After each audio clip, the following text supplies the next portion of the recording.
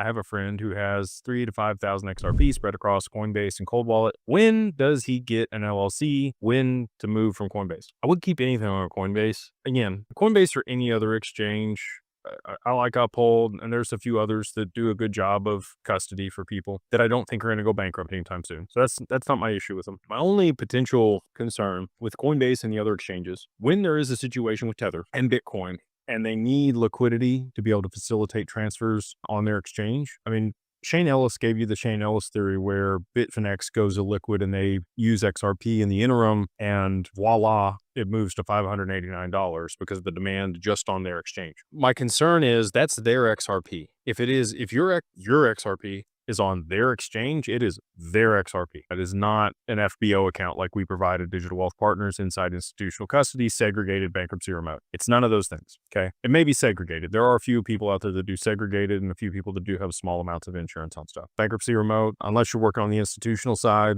which some do have it, Anyway, if you got 3 to 5,000 XRP, you're not on that side. And not to poo-poo on anybody, I'm just keeping it real. I would get it off there, get it on your cold wallet, just so that you don't have any counterparty risk.